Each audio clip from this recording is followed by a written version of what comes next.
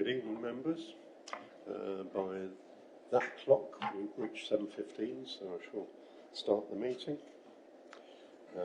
Welcome to all members and tonight's guest and officers for the first licensing meeting in reality. Obviously, I can see you all tonight, so just be careful. We go to the first item on the agenda. Something lost here. Yeah. Any apologies for absence? Chairman, we do have apologies from Councillor Stephen Hicks and Councillor Saif Renman. Stevie Hicks, yep. And Councillor Saif Renman. And Chairman, could I also ask you to extend a welcome to the new members of the Licensing Committee, please? Thank you. Yes. Welcome to members, old and new, of the Licensing Committee. The new members, I hope you'll find it interesting. Any declarations of interest? Does anyone wish to declare the existence and nature of any disclosable pecuniary interest, other pecuniary interest, or non-pecuniary interest relating to items on the agenda, having regard to the Code of Conduct for members and having taken appropriate advice where necessary before the meeting? Councillor Mrs. Pell. Thank you, Mr. Chairman. I have two. The first one is relating to the three applications for street trading. It refers in there to Olive Porter, she was Carol, sorry, yes. Is known to me personally, but it's an NPI. And the second one is in item 7. It refers in the agenda to Sam Johnston. Sam Johnston is also known to me personally and his family, as I taught him in preschool, and obviously a small town like ours, we bump into one another from time to time, but that again is an NPI. Chairman, if I may just clarify with Mrs. Pell. Mrs. Pell, in the case of Olive Porter, it's no more than an acquaintance rather than a friendship. Her mother lived next door but one. Thank you, Chairman. And I had her children too at nursery. Thank you, Chairman. I'm satisfied that Mrs. Pell's interest is not so significant to affect her judgment in terms of the relationship. And again, with Mr. Johnson, you would regard this gentleman as an acquaintance rather than a friend? Yes. Thank but you. I just need to declare that I know them. Thank you. Thank you, Mrs. Pell. Thank you very much. Any others? Councillor Shwea. Thank you, Chair. It's probably an over declaration, but just as a member of Essex County Council, because I remember comments from them are in this report. Thank you. Thank you very much. We now go to minutes of the previous meeting. The previous meeting of the Licensing Committee was quite a short one. Has everyone read the minutes and agreed them?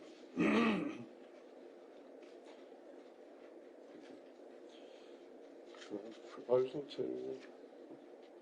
Thank you. So, sorry, Chairman, just for records, that was Councillor Wright moving and Councillor Beaver seconding the minutes as an accurate record. Thank you.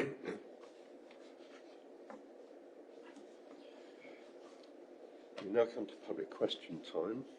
We only have one person for public question time, so we shall bring forward in the agenda street trading consent application item number 6, if we may. Would Mr. Meddings want to present that? Chairman, I was just going to advise members that they need to turn to page 22 of their agenda for this application. Thank you.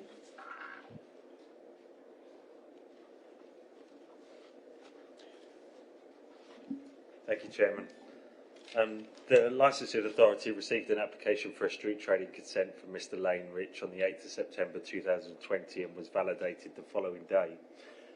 The hours the application proposed to trade is Monday, Tuesday, Thursday, Friday and Sunday between 9 and 5:30.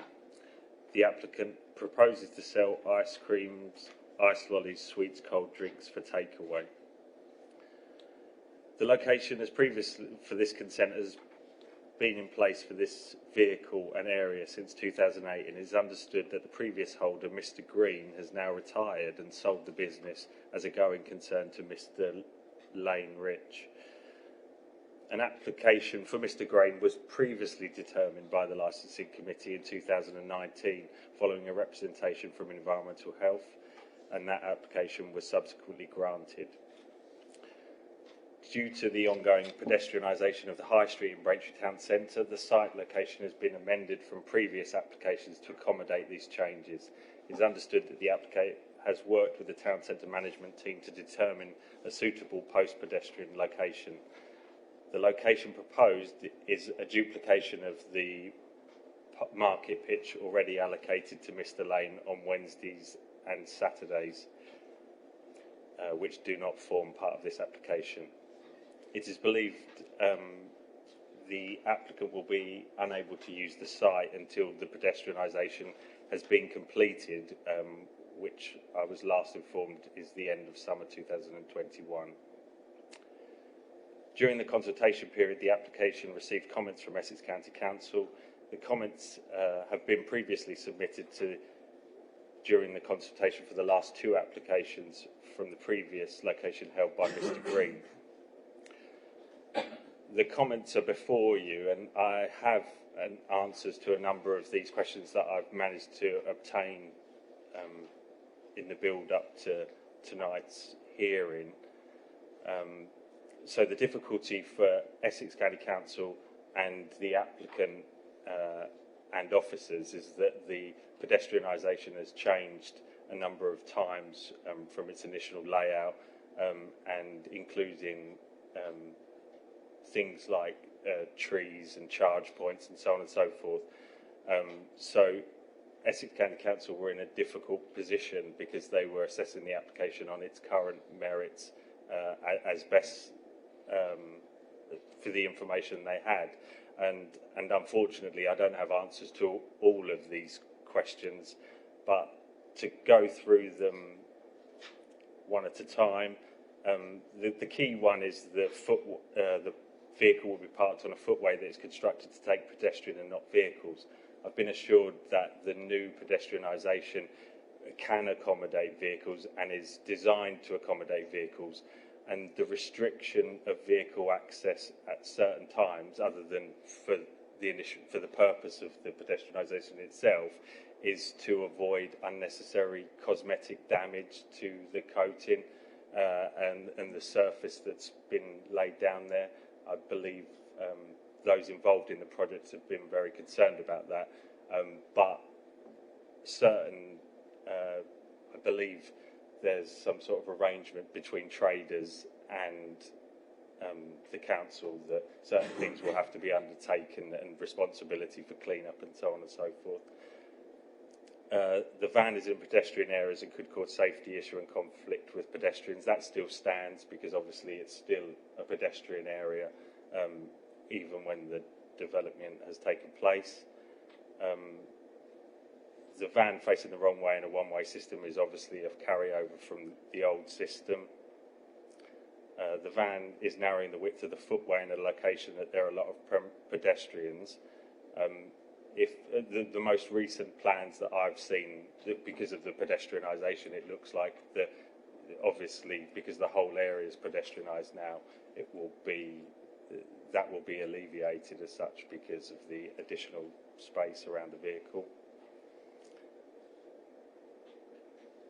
The van is going to enter this section of public highway via the official crossing point.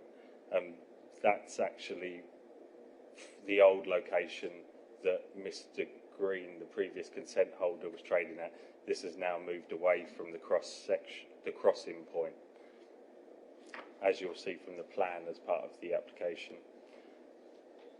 and the van is going to drive the wrong way down the one-way system. Well, that would be the law effectively. If I'm not sure what the highway restrictions are regarding the one-way, but obviously the applicant or any consent or anybody would obviously have to adhere to the restrictions in place.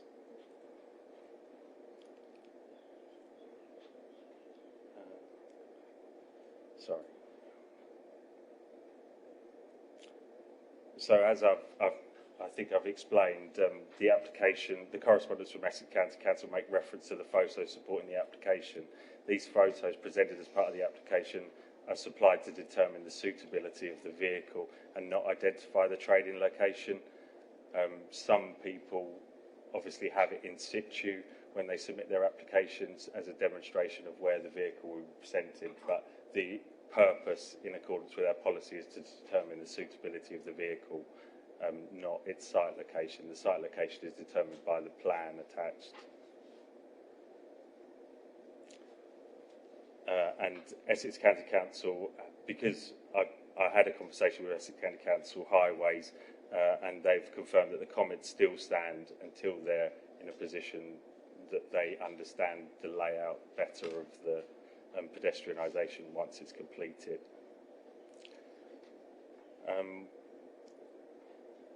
Yes, and there you have it, Chair. The application. Thank you very much. I think if we skip back now to item 4, public question time, and allow Mr. Rich to speak to us. Well, first off, thank you for the opportunity to come along tonight and to meet you all. I hope it's the start of a lovely relationship for us all. To give you a little background on our company, Tony Bell, we are third generation, myself being the third generation of the family business, and it is a pleasure to carry the industry forward. And we'd like to say we are innovators as much as carrying on tradition. In the time that I have taken over the vehicle from Mr. Roger Green, I've since invested quite a lot of money in renovation work, maintenance, as well as updating the vehicle to have all the traditional qualities there, but also a lot of 21st century technology. The main addition being converting the vehicle to operate via electric supply. This eliminates all need of the engines running through trading hours, and drastically reduces our impact on the environment accordingly. On top of this, we have taken it on ourselves to change the livery of the vehicle and bring it in line with what we call our Kinky Pink livery, which is a 50-year-old tradition, and it's what a lot of people in the boroughs of Essex, Kent, London, Surrey remember us for. I'd like, if you'd like to, perhaps go onto our website and you'll be able to see a sample of our vehicles, how we operate and the passion we have for what we do. We don't like to just be referred to as an ice cream van. There is so much passion behind it, and it's a pleasure to attend Braintree on the Market Days currently, outside of COVID, of course. To meet the people, and they really enjoy coming up to the van, for a catch-up, and it's very much an affordable people's product to enjoy. So much so they will come out specifically to have their little treat of an afternoon. We get to know people on a personal basis, and I enjoy that, because you then get to know how the town is and the people that make it what it is accordingly. It is a pleasure. I've only been on the market for a handful of months, but in that time, I've began to develop my own personal relationship with the people of Braintree, and I really hope going forward we can continue that. Does anybody have any questions? Members, would you like to ask any questions? No? Councillor Rose. Thank you, Chairman. It's good evening, Mr. Rich. Just two questions for clarification, really. Are you, or did you say that your vehicle will be powered by electric? so it won't be sitting ticking over all day. Is that right? That's correct. I understand Roger used to operate in this way, and I have had a chance to have a look at some previous applications and the comments accordingly. Now, we took it on ourselves a couple of years ago to begin finding ways of powering the vehicles to operate via electric supply. It's a 16 amp supply, so we don't require any heavy electric as such.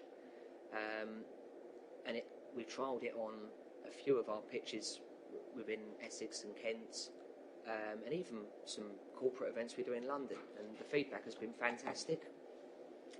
And I thought, upon taking over the vehicle from Roger, we would do a change of livery and a slight change of operation accordingly, and update everything. So when people see the vehicle, they can see, we have really put quite a bit of money into what we do.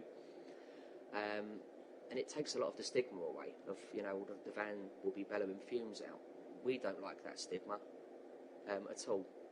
And then it's lovely to be able to explain to people, the vehicle runs on electric, it's silent, there are no emissions as such. Same with our products, we pride ourselves now on only offering fully biodegradable or recyclable products where applicable. Just one further question, but one that could be to the principal officer. My only concern is that, did you say that the vehicle won't be sighted until the layout of the new town centre is complete? Because I'm just concerned that they're going against a moving traffic offence by driving the wrong way down a one-way system. Yes, so you're correct. 5 on page 33. Yes, so you're correct that the I had it confirmed today actually that it will be impossible for the applicant to utilise the site until the pedestrianisation has been completed. Regarding the one-way system, because of Mr. Rich not being is applying for this specific site, and it's impossible to be utilised until the works have completed, he won't ever be using the current or the old system of the one-way regarding, so the pedestrianisation would have been completed. The system that's in place will, to the best of my knowledge, be barrier controlled, and that if he's allowed to utilise his consent because ultimately we could grant the consent, but like if it was private land, the landowner could obviously refuse, permission to be there. So I, from what I understand, the traders entering and leaving the site will be a highly controlled environment, as in that there won't be there's never going to be a flow of traffic as such during Mr. Rich's trading hours, other than from what I understand, the movement of the street traders. And from what I understand is and I'm not 100% sure of this, but only certain traders have been given permission to utilise their vehicles. So, for instance, if you were a market trader and you had a van, they wouldn't be allowed to bring their vehicles onto site during the pedestrianised time. It's only if your vehicle is required for you to run your business. And the examples I were given were people like Mr. Rich, and there's a gentleman that cuts keys. I think he's been given permission, but the impression I get is they are trying to limit heavily the amount of vehicles that are on the site. And as I said, it's not to do necessarily with the reasons of vehicles inappropriate, but it's more to do with cosmetic damage that they're trying to ensure that doesn't occur. Sorry. No further questions, Chairman. Thank you. Anyone else? Councillor Mrs. Beavis. Thank you, Chairman. And again to the Principal Officer. It's just for clarity, really, on page 29, when it speaks about the 5-star rating with Swale Council, but it says booked for inspection, so obviously we're looking back to look forward a bit here. I assume it is next, 5-star rated. We've got a copy of the certificate, and what do we, do we look into that as a council? Yeah, that's correct. It's not my area of expertise, but how it works with food hygiene ratings is it's where the vehicle is kept, where they're assessed, not where the vehicle trades from. So that's hence why Braintree District Council aren't involved in the inspection of that vehicle. And that standard is a national standard that would be the same, or should be the same as here as it is in Swale. And the application process is that Mr. Rich would have to submit the certificate as well. And then when the reason is it's assessed fairly regularly. I think it's done on a risk rating, so I wouldn't know what the cycle is for an ice cream van. But to maintain that, they obviously have a continual inspection process. Any other members? Councillor, I have three.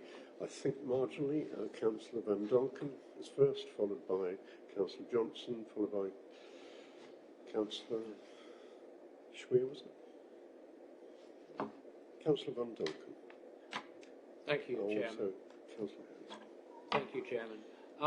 Can I just address a question to the officer? Has any consideration been given to the appropriateness of continuing to have a vehicle on the street, given the...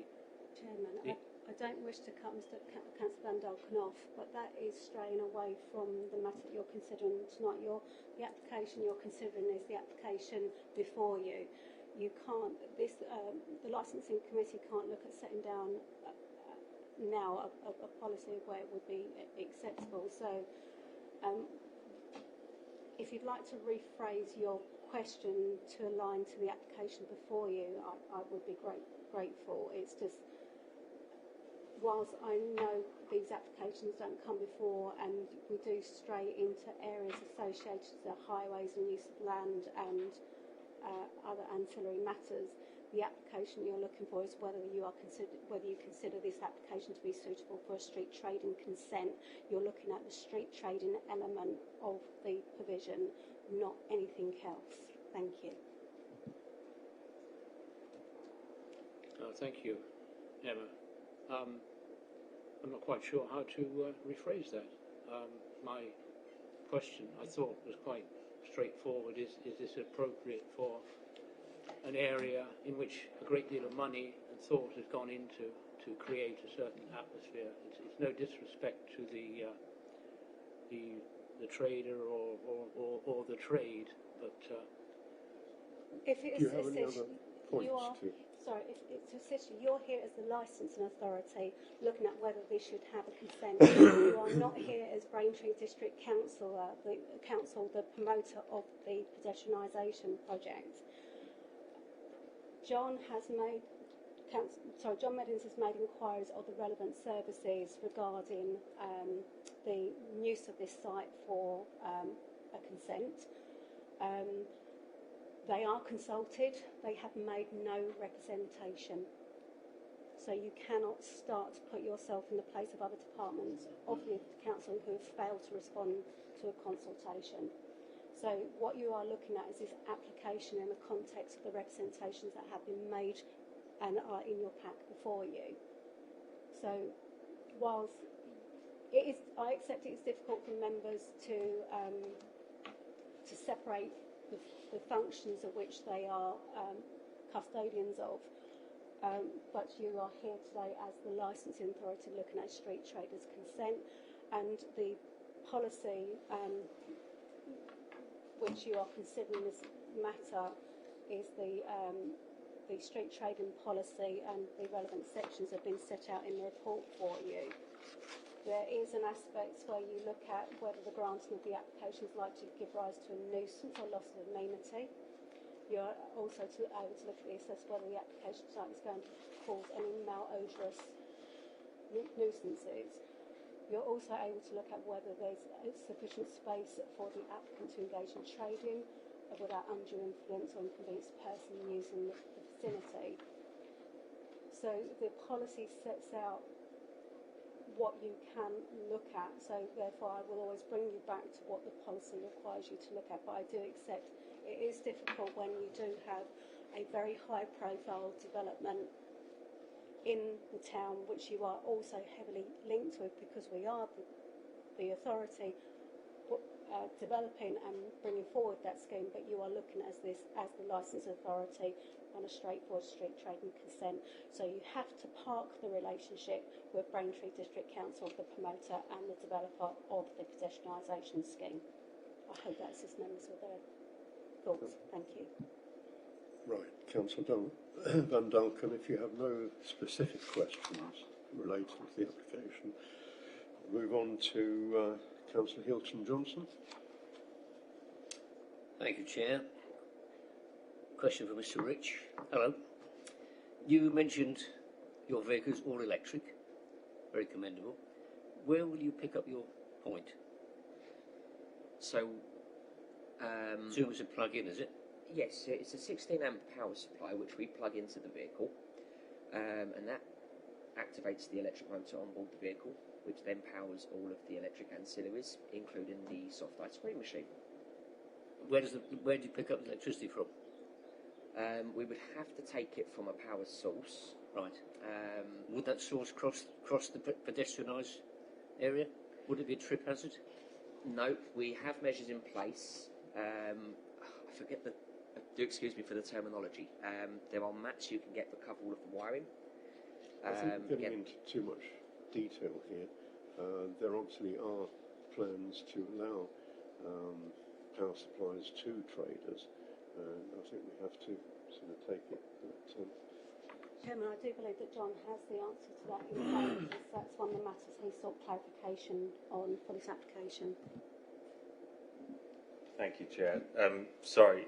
Yeah, I just thought it would be better to answer this question, because unfortunately, as the development is developing as such, things are being added and taken away. And obviously, Mr. Rich isn't aware, but the last conversation I had on Monday with the town centre management team is the specific site location that was given for Market Day from Mr. Rich has been chosen because they plan to put in an electric point for him specifically to use that vehicle. So yeah, but again, I haven't got an exact plan or was able to obtain an exact plan, but I have been verbally told that that's the intention. Thank you. We have some obvious difficulties here with regard to many details of how traders are going to be supplied. I'll wait for guidance from Mrs. Wisby as to how far we can, it's legitimate to go into that. We should be looking at basic principles. It's Chairman, technically you are confined to the representation that's been put before you, because otherwise if there was no representation made, then you would not be looking at this application because it would go through as an unopposed application. So your consideration goes around the questions that have been put through Essex County Council through their officer. So John Medlands has addressed some of those concerns, but you are looking at whether you feel in granting this consent is something you can do within the provisions of the policy, or if you are going to depart from policy, what are your reasons for doing so? So, Councillor Henson, I believe, had a question that he wanted to ask, Chairman. Yes, Councillor Schwier and then Councillor Henson. Councillor Schwier. Thank you, Chair. This is just a question for John. I was just wondering, are the proposed hours, I presume these are in line with our normal hours that are suitable for street trading consent for the proposed trade, summer and winter?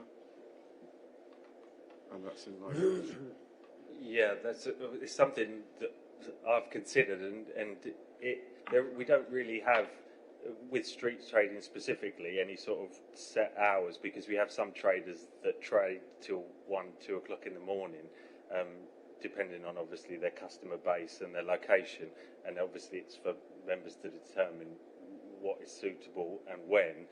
The key conversation that I've been having, and I think I touched on at the beginning, is just because we grant a consent to, if we were to grant a consent to Mr. Rich, doesn't mean he necessarily will be able to utilise that for the whole time. These are the hours he's requested.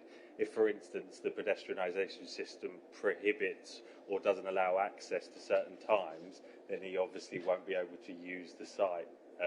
So it needs to go hand in hand with other matters. As to the times Mr. Rich has chosen, it will be down for him to, but it falls in line of what's generally we see. Chairman, if I can just assist, the policy sets out the hours of trade-ins, so we don't have a commencement time, but Sunday through to Thursday, the policy requires street trading to cease at midnight, and Friday and Saturday to cease at 1 a.m. in the morning. So we only have a late terminal hour. So the hours, as applied for, would be within policy. Councillor Hensman.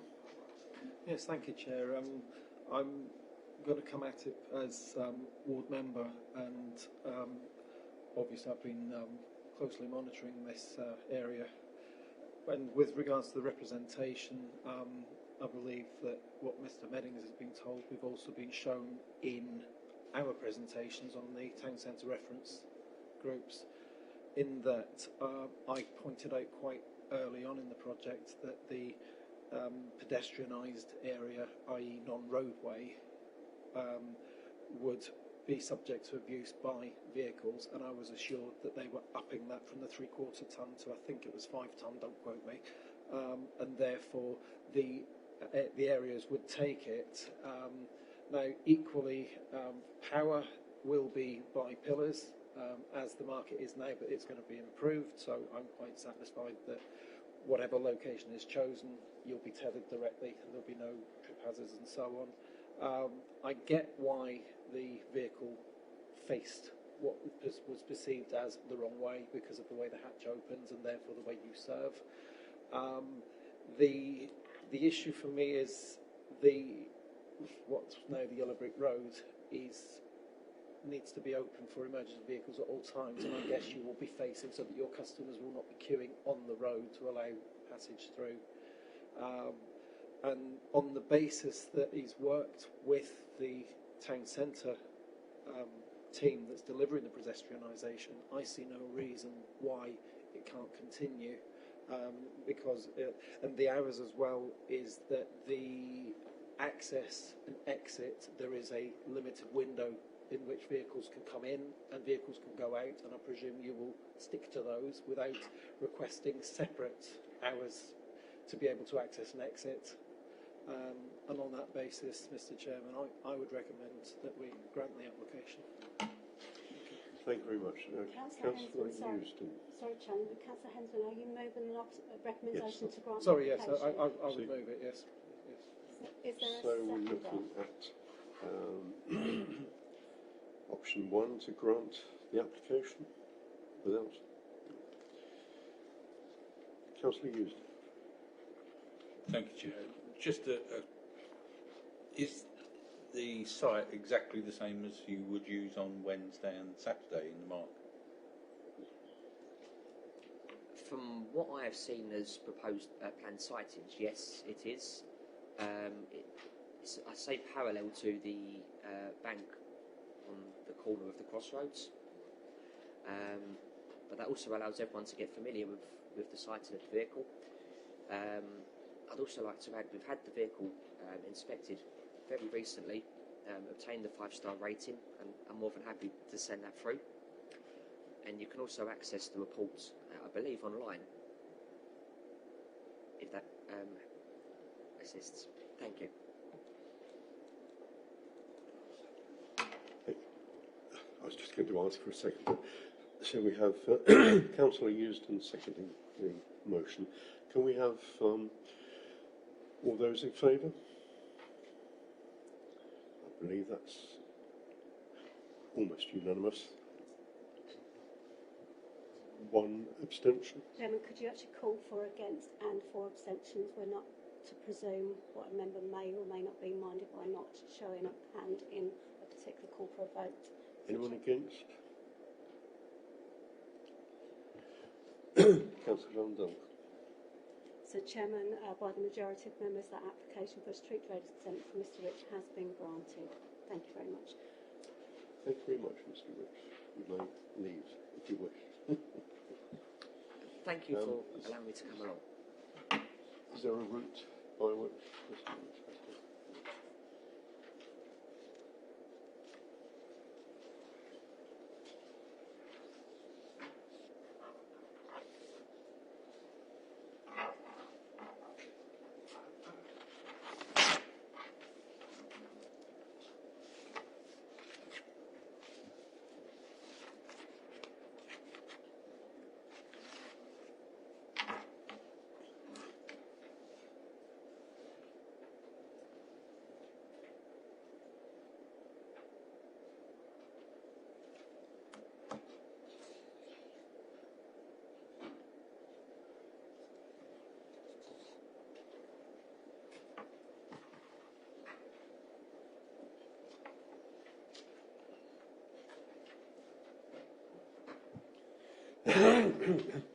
Thank you, Chairman. I just had to make sure that Mr. Rich vacated and the doors were secure. Thank you, Chairman.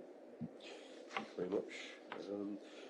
We'll move on to item 5, street trading consent application at Church Street, Bocking. I'll ask John Reddings to present. Thank you, Chairman.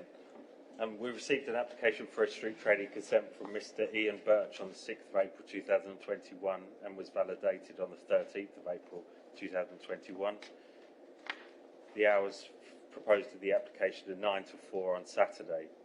The applicant proposes to sell hot food, including burgers, hot dogs and pre-packed food items and hot and cold drinks.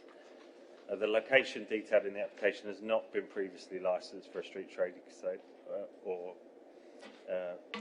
the council became aware of this street trader after a complaint from a member of the public regarding an unauthorised street trader trading in the location of this application.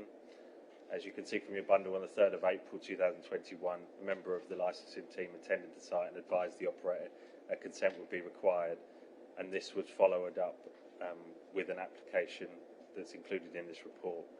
However, the trader continued to trade without the consent while the application was being determined. During the application, we received an objection from Mr. Bell of the Retreat Pub and Restaurant, attached as Appendix 2, and comments from Essex County Council Highways. The Essex County Council Highways confirmed that the land is not public highway and not part of their remit. However, they have chosen to make some observations regarding the sighting of the vehicle. I'm happy to answer any questions members have, but that's my report.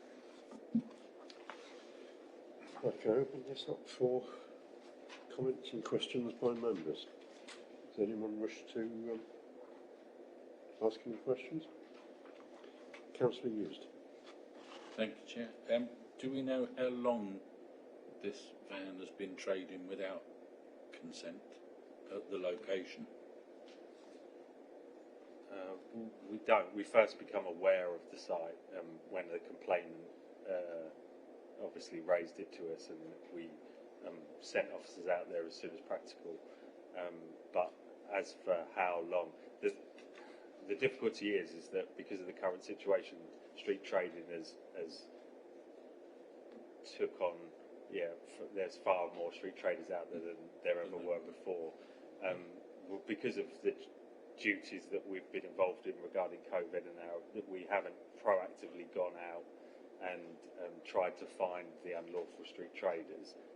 But on this instance, because there was a complaint, well, not just because there was a complaint, but we become aware of it. Someone realised that they needed the consent. We sent officers and they submitted an application as soon as they realised. So when did the complaint or us become aware of happen? Is that months ago, weeks ago? No, it was on. Sorry, I'm just skipped ahead. The 3rd of April. So the 3rd of April, a member of the licence. The This year? Yeah, the 3rd of April. That's when a member of the licensing team went out. I'm not exactly sure when the... That may have been a it few would have- days before that. It but would not have long. been no more than 10 days. So we have a service level agreement that we respond in a certain amount of days, and then obviously we'll take action. Right, and a further question. I notice in the subsequent emails that I think the pub has said they object because obviously it will damage their trade, but I believe in the emails that the applicant says that he's applied for Saturday because the pub doesn't do food on a Saturday. I don't live in Bocking, so I don't actually know if it does do food on a Saturday, but it would seem very strange for a pub not to do food on its busiest night, but maybe they don't. I don't know. Does anybody know? Because that would obviously have a bearing on the situation, I would have thought. Councillor. Sorry. Yes. Yeah, I mean the pub. I mean the burger van only is going to be there between 9 and 4, and I imagine the pub serves food on a Saturday night. Because he, in his blurb, he said we want to expand our food service to include a Saturday lunchtime now. So he's considering now to serve food on a Saturday lunchtime because the burger van is there. But my take on the thing is that if I was going out for a burger, I wouldn't consider going into the pub for food. If I was going to a pub lunch, I wouldn't go and get a burger. So I think the two is like chalk and cheese. The whole thing, you know, it's not pinching somebody else's trade. It's like saying Woolworths can't trade because Harrods are out there.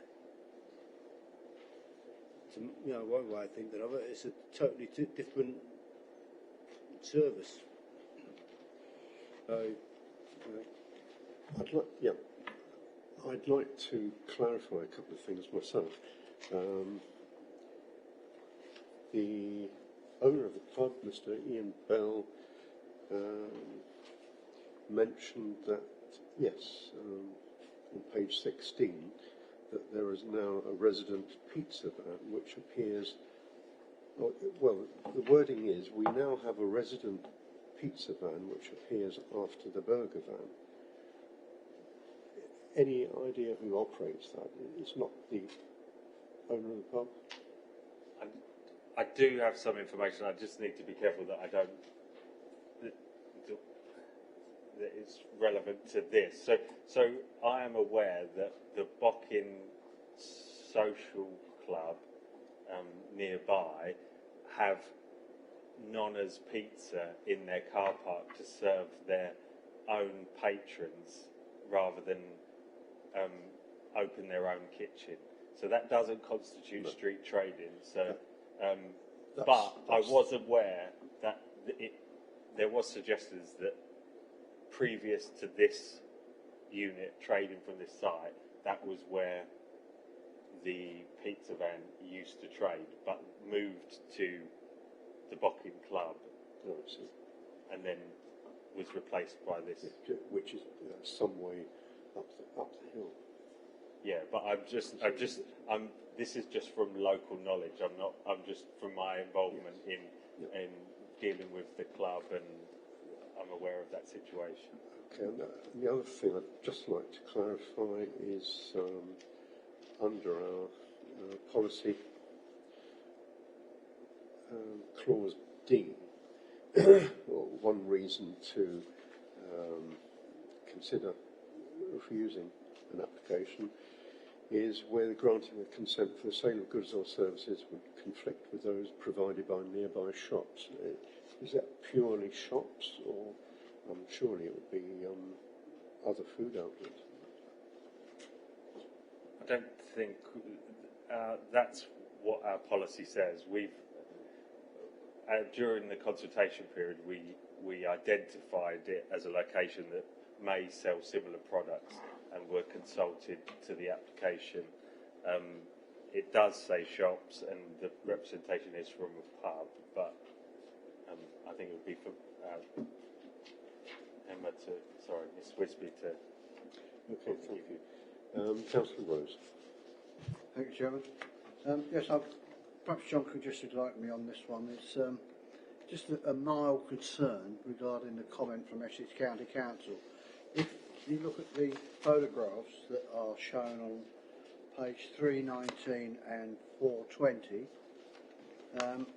it would appear that the serving hatch side is actually on the grass. So it means, and their comments from the county is that it will give customers are expected to use the grass verge to access the hatch, and this will become slippery wet weather, which becomes a safety issue. Do we know who actually owns that grass, and do we actually maintain it? We, as in Braintree District. So would there be any liability if somebody slipped over? That's what I'm saying. In terms of liability for slippage, it's not something I'm comfortable to be discussing in a meeting, because that's giving legal advice on occupiers' liability. But obviously, if somebody does injure themselves as a result of somebody's negligence in clearing up the site which they're trading, then they have a liability. The owner of the land is not necessarily liable for activities that take place. One of the things that you are considering is whether the site is suitable.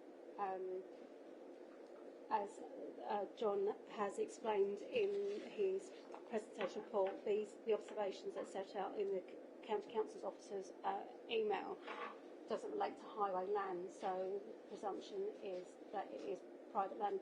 Street trading consents apply to any street in the district. When the council adopted the street trading provisions, the declaration is that it provided to all streets to which there's public recourse.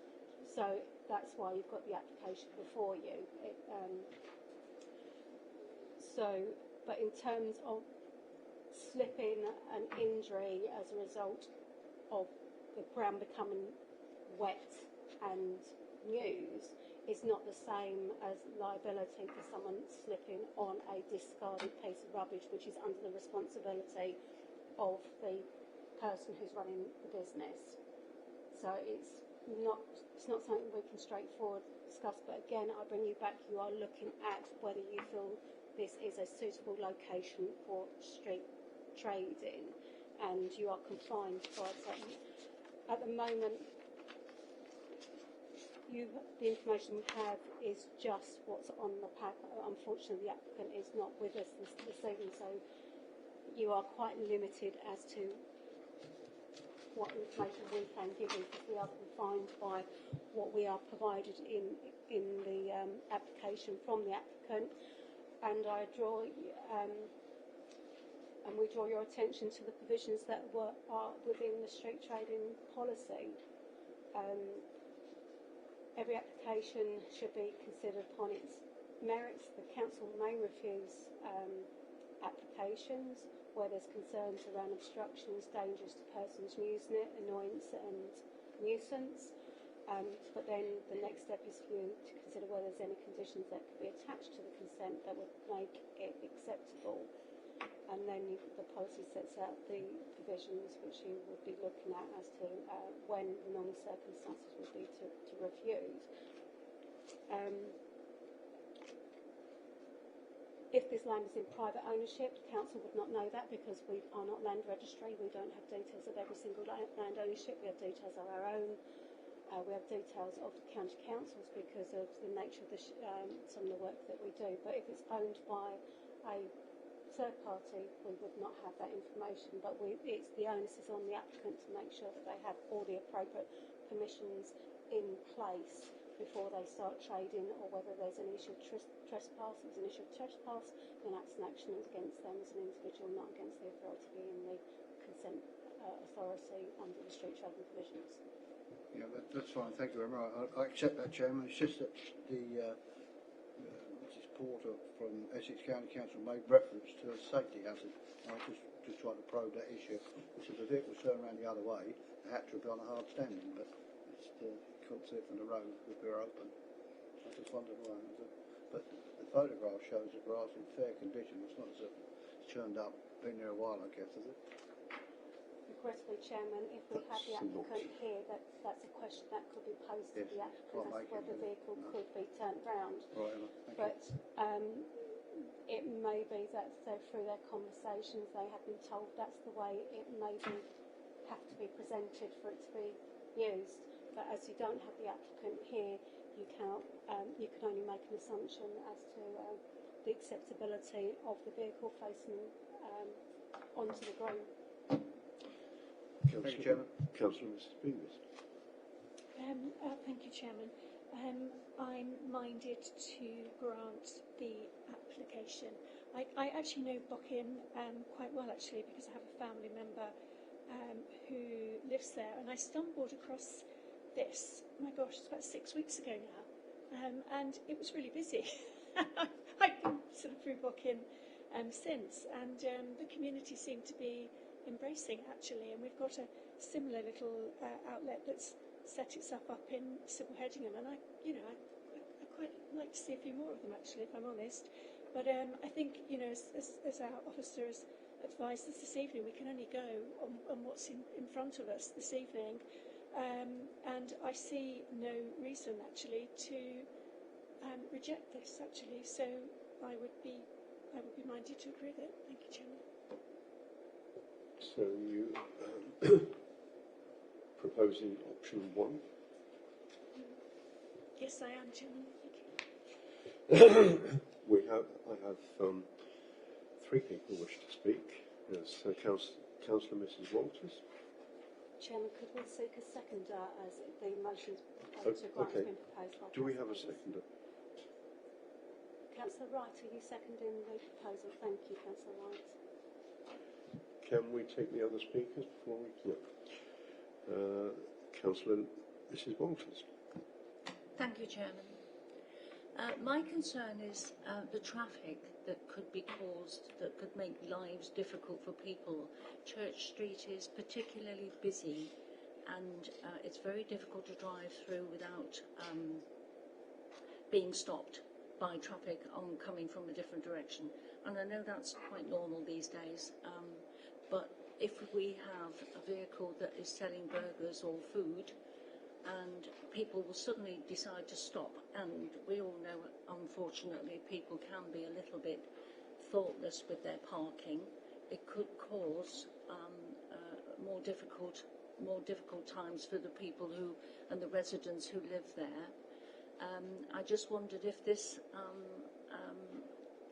has been considered, because I have driven down there myself, even on a day when there is no trading down there with burgers or the like, and it's very difficult getting through from one end to the other. So I wondered what other councillors feel on this matter. Thank you. Councillor Mrs. Cunningham. Thank you, Chairman. I wondered if I could go back to John just for a bit of further clarification. You said that this application was taking the place of Nonna's Pizzas, who have moved or relocated somewhere else. Did Nonna's Pizzas have a consent to trade there? No, they didn't, and I think that's why they moved to the other location and went into an arrangement with the club, so they didn't trigger the need for a street trading consent. Right. And we've done some work with that. We've had officers there because obviously there's a concern that you can say one thing, but if a member of the public walks up and not through the club, that then it would be considered street trading. And so far, it looks like it's working how it is intended. So we haven't pursued them for the unlicensed activity that we were aware of. We never observed it. We never, but they appear to be doing everything.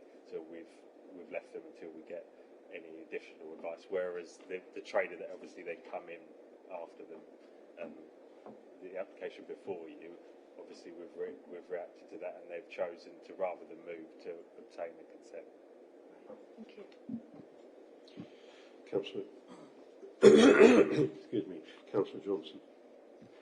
Thank you, Chair. We haven't mentioned anything about one of the objectors at all, the pub opposite, who to me appears to have spent an awful lot of money and a great deal of time in trying to work through this pandemic. This could affect his business, and probably will. Are we in a situation where we can express concern, or are we not allowed to say anything about that? Chairman, the policies I've referred to sets up circumstances in which you can consider refusing the application, and as it's been pointed out by previously, whether granting the consent for the sale of goods or services would have conflict with those provided by nearby shops. Now, I know the question of shops come up. I think that's just a question of drafting at the time, because the policy is of quite of an age, but it would be a very narrow view of the authority if we said shops was only a shop. We take it in the context of the scenario. So there is provisions within the policy for the application to be refused on the basis of conflict with other shops, retailers, whatever you want to call them, or because they're bringing it. The reason why it's before you this evening is because it's a sale of a similar commodity. It's essentially why it's been brought for you. That's a substantive objection to you. Now, the question before you is, do you feel that you can grant this application knowing that there is a trader with a similar commodity in the area? It's always going to be very difficult for members, because who are you to, whilst you have a policy that goes to try and provide a degree of protection so there's not an oversaturation of these types of traders in a site. You're not here to protect the commercial interests of individuals. You're here to protect the highways and the roads accessible about from street traders. So when you look at the legislation is really not concerned with individual commercial interests. It's about ensuring that the areas are not oversaturated with traders, that there can still be free movement of individuals' vehicles, etc. So this is not the intention of this policy is not anti-commercialisation or protection from competition. So the representation before you is largely that the objector feels by the granting of the application this is going to largely damage his business. The representation by the Highways Authority is that they've got concerns regarding the site. It's whether you feel that this application could be granted having regards to the provisions of the policy. And if you feel that you can't grant this application, then you have an option to consider whether there's conditions that you could attach to the consent to make it acceptable. In the event that you cannot regulise your thoughts through conditions, then your options is to refuse the application. I hope that helps members. Thank you, Mrs. Grisby. I just had a point to make. There was a comment that the two services were entirely different. But I think perhaps you could clarify whether, in the eyes of the law, they are equivalent products, because they're actually Chairman, substitute I'm products. not brave enough to make a definition of what is food. I'm not the High Court. I'm a lonely local government lawyer advising you on your policy. But the question of commodity, it's always going to be very difficult when you've got a retailer in an area who has a menu, and you have another retailer who wants a trader coming to who's also got a menu. And offering takeaway food. It is your decision as to whether you feel that there is a clash of the commodity being sold, or if, as I said, the reason why it's before you is because it's the issue of a similar commodity that's been sold within the area. You've had this before in a slightly different context where you have two street traders on an industrial site. This is where you're dealing with bricks and mortar building and a van that has a mobile vehicle that's come into the area because they can see the opportunity. and obviously being flexible, being a vehicle, of course it's easy for them to pitch up, take the benefit of the area and then move on if it doesn't work for them. And obviously that, you know, if you own a bricks and mortar building, you don't have that luxury and you've got to make it work wherever you are. So I can appreciate why the objector is being very protective of their business.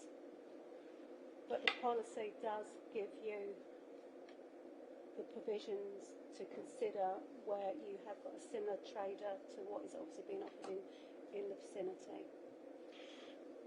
Okay, we have a motion proposed to grant the application for street trading consent. Can I take... Councillor Henson, did you wish to... Sorry. Yes, Mr. Chairman, I've been trying to indicate for some time. I just wanted to add on, I'd echo Mrs. Walter's views on the traffic.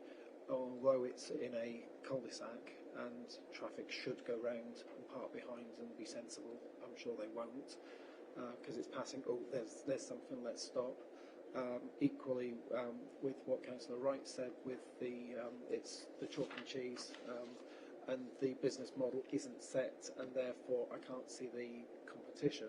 However, the key thing for me from highways is accessibility, and being disability champion, it's for me I would say about location and orientation, were this to be granted in this specific location, because I would agree that it's going to be harder for the older population, the disabled population, the frail, less able people to be able to access it.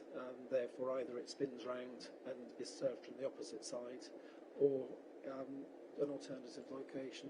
So that's my view. Thank you, Mr. Chairman. Thank you very much, Councillor Hensman. Can we take a vote on that? All those in favour of the... Oh. Sorry, you wish to speak?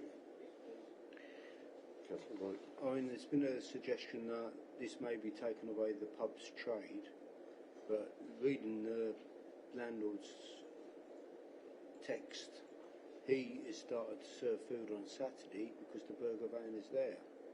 So he's realised that the burger van is filling the gap, and now he's trying to take away the burger van's trade. So I don't think we can speculate on motives, really. No, but he said that now he's going to expand his trade to do Saturday lunchtime, which the burger van is covering up Saturday lunchtime. So, no one else wishes to speak? Can we take a vote on that? Sorry, Chairman, just very briefly, John Meddings mentioned the Bocking Club earlier on. It's a non-pecuniary interest, but I do know the owners of the club. All those in favour? Members, could I ask you to please raise your hand, please, so we can do your indication across the chamber. So 6 members. 5 in favour. 6 members in favour of the motion to grant the street trading consent. All those against? 2, 4, 5, 6. 5. 5. Chairman, are there any abstentions, please? Any abstentions? No. So, Chairman, the application for street trading consent has been granted on a vote 6-4, 5 against, no abstentions.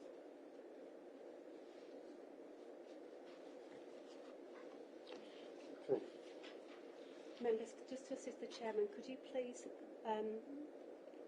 indicate clearly by raising your arm? I do appreciate we're in a slightly different layout, and it's quite hard for the Chairman to see when members are just raising their arm at a low level. I'm sorry to have to ask this, but it does assist the Chairman. Unfortunately, we have missed Councillor Hinton on a couple of occasions. I do apologise for that, but if you could clearly indicate, we would be grateful. Thank you. Move on to agenda item 7, street trading consent application on Bluebridge Industrial Estate, Howstead.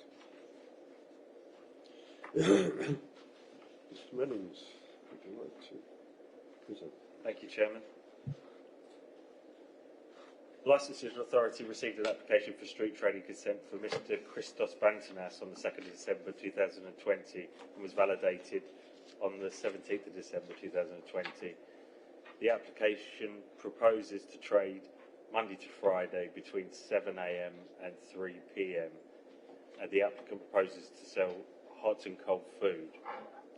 The location detailed in the application was previously held as street trading consent for a year prior to this application. The next part of my report requires a bit of explanation, but the context of it is that the previous consent was granted through officer delegation. Where no objections are received during the consultation, officers had delegated authority to grant the application. Mr. Bantanas then began trading, and the council received correspondence from Mr. Johnston, an existing street trader in the vicinity, explaining that he'd previously purchased Mr. Bantanas' street trading business and that Mr. Bantanas had returned to Bluebridge Industrial Estate and was trading in close proximity to the site. It became apparent at this stage that Mr. Johnston should have been consulted as an existing street trader selling similar commodities, giving him the opportunity to object to the application. On advice, it was determined that the application had already been granted and that Mr. Bantanas had already been issued a street trading consent for the applied location. It was acknowledged with Mr. Johnston he should have been consulted and given the opportunity when the application was first applied for. Subsequently, a year has passed. Mr. Johnston was correctly consulted this time, and then the application is his representations before you.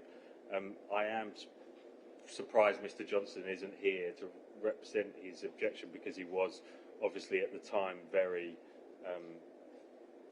concerned that this was allowed to happen, and that his objection that he's put before you isn't obviously that detailed, but that's what you have to deal with. And that's the application before you. I'm happy to obviously answer any questions, which I'm sure there will be. Okay, should we open that up for discussion? Does anyone wish to say anything? Councillor Schweer. Thank you, Chair. Thank you for the briefing on this, John. I would like to propose that we grant the application for street light trading consent on this, because it was a prior application for approval, and it seems to me that it's a question of two people not happy with their business activities so close, but I don't believe that that's of concern for a licence, so hence my proposal. Thank you. Councillor Mrs. Beams. I'll second that, Chairman. Thank you.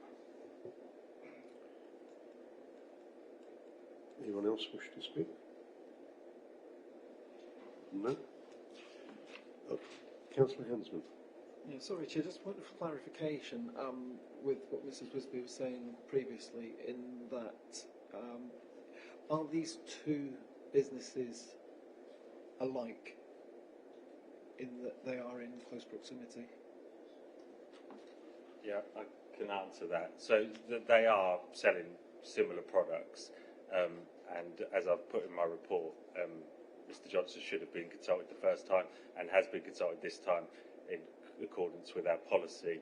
Regarding the distance, I've measured it out. It's our policy stipulates that similar traders are consulted within 500 metres, and he is, as you would walk from one to the other, around as accurate as I could be, 135 metres away.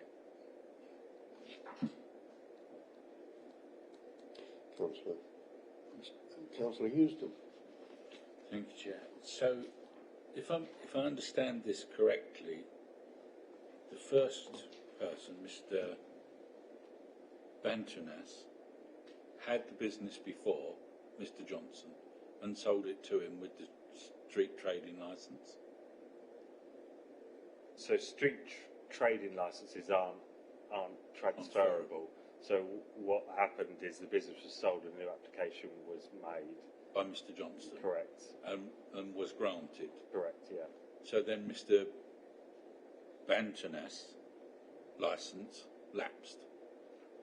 Yeah, it was no longer. So they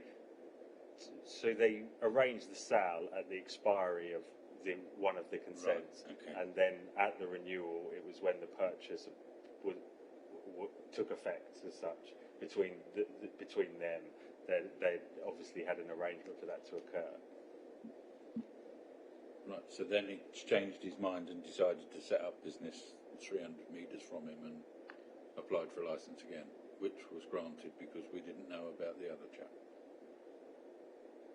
Am I understanding that? No. I think to be completely honest, it's not that we didn't know about him. There was an error made by the licensing team, and it wasn't picked up that there was a trader nearby.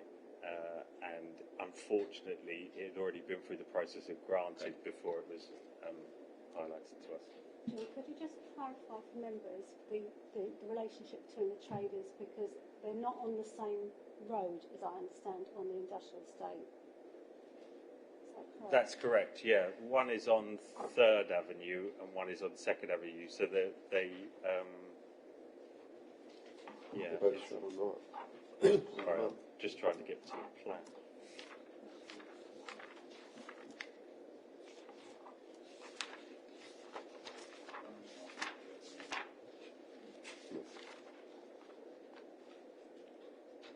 Yeah, so the red dot is Mr. I think sorry, if you just bear with me,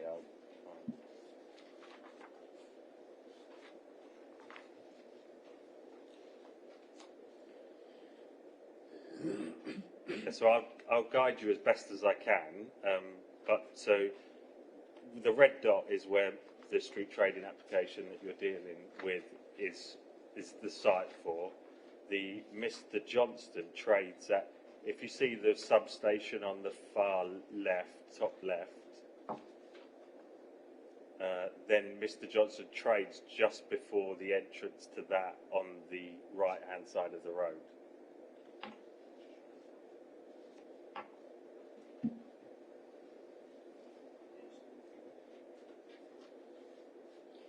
Okay. Does anyone else wish to speak? If not, can we put this to the vote, please? All those in favour of approving this application, please raise. 1,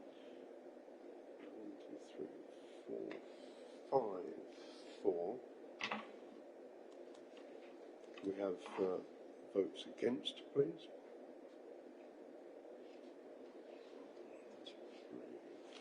4 against. Any abstentions, please? Motion is carried.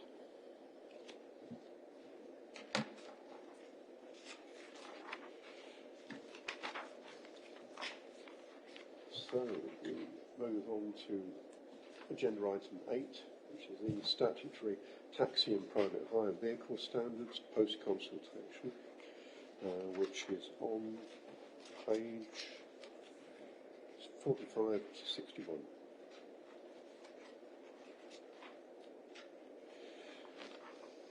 John, would you like to present? Thank you, Chairman. There is no decision to be made on this. This is an update for members, as the consultation only ended on the 9th of May. And I just thought it would be of interest for the members to know the outcome of the consultation. And unfortunately, it is great news in the fact that we received no responses from the consultation, which is rare. We don't normally get a great deal of responses, but to have none over the length of time the consultation was very disappointing. I've had a number of conversations with the trade, operators specifically, about their concerns of the impact it will have on them and their procedures and how they will manage the situation. Unfortunately, they didn't follow this through with any sort of comment or representation to you to consider as an outcome of the consultation. So we're left in a situation where the national standards is there, the document's been produced, we know what we need to work towards, and now officers will create a work plan for the next licensing committee on how we are going to achieve that, but unfortunately without the input of the people it affects, which is very disappointing. And I think there are a number of in the conversations I've had subsequent to the consultation closing, the trade have suggested that they've obviously had more important things to worry about because their businesses have been dramatically affected because of the current situation we're in. And I think there is an underlying feeling that the national standards, it's just a rubber stamping exercise for members, when that's far from the truth. It's a case of, well, we're striving to achieve these national standards, but we take into consideration local concerns and challenges, and we could adopt our policies and procedures to reflect that. Unfortunately, they've missed that opportunity now, so officers will put the work plan together as best we can for members' approval to how we look to meeting these standards. It will unfortunately be a piecemeal approach because there are some things that can be implemented on quite a short timescale, and there'll be things that rely on other departments and other bodies, for instance, the national registers that are required and things like that. So, yeah, I'm happy to answer any questions, but the work plan, we've started work on it now, and hopefully it will be ready for the next licensing committee. Thank you very much, John. We had a very full discussion of this last time, but any questions? We have Councillor Mrs. Pell, followed by Councillor Rose. Mr. Chairman, I'd just like to say that we note the report, and I'd move that. Seconded. Councillor Euston. Councillor Rose, do you wish to speak? Yeah, not really much further to add. I was going to say something very similar to what Mrs. Powell's just said, with the caveat that I like to say that John and his team has worked quite long and hard on this, I'm sure, because we visited this some while ago, Chairman, as you know, and that I would then recommend that, as already been said, that receive a note. Thank you. Thank you very much. That brings us to the end of our session, apart from urgent business. Item 9, there is none. Sorry, before you actually depart from this item, just want to remind members, this is about looking at changing the council standards going forward. So whilst we've done an initial consultation exercise, which we've had a very disappointing response to, through the work plan there may be opportunities to do further consultations with the trade, because there are issues within this document which, if we were to impose those now, I strongly believe there would be concerns from the trade because of the nature of some of these conditions that are coming from, because they're not simple things. These are not just administrative issues. Some of them are quite complex and actually provide a legal obligation greater than what current drivers and owners of vehicles have. So when the work stream comes forward, you may see further consultations, responses, but consultation opportunities, because it's been considered necessary to go back out to the trade for them to understand that some of these are very significant, will affect their responsibilities and will affect the way they are able to operate as a licence holder by this authority. As members will know, those who've sat on drivers' panels, it always comes as a surprise to those within the taxi trade just how regulated their industry is, and these conditions actually seek to regulate it further, i.e. put further controls, checks, measures in place, where the council as the licence authority has a greater input control into their businesses. So just to reiterate, it is disappointing on the first round that we've had with full response. but there may be need to have further consultation to deal with some of the individual workstream programmes. So there is still opportunity for the trade to engage at the right time. But again, if they decline to do so, then as this committee representing the licence authority will take that into consideration when these items come forward for decision and deliberation. Thank you. Thank you very much, Mrs. Wisby. I have Councillor Hensman and Councillor Schwier. Yes, thank you, Chair. I think I already know the answer to this one, but I think for the record, if Mr. Meddings wouldn't mind telling us how the trade is consulted, and I believe you would write to every individual licence holder, be that driver, operator, and so on. And secondly, where there are further consultations, will we be made aware of those when they start and finish, so that if we happen to see anybody, we can say, hey, this is your opportunity. Thank you. Yeah, so the traditional method it obviously is writing to people, sending letters out, but because of the poor responses we were having, we did attempt to email people, especially, I'm trying to work out how to describe the groups, but safeguarding groups, for instance. Probably with all the homeworking that's going on, it wasn't appropriate to send them hard copies. So we officers tried to gather as many correspondence as they could, like email correspondence, and then send the consultation that way. And unfortunately, that didn't result in the responses we were hoping.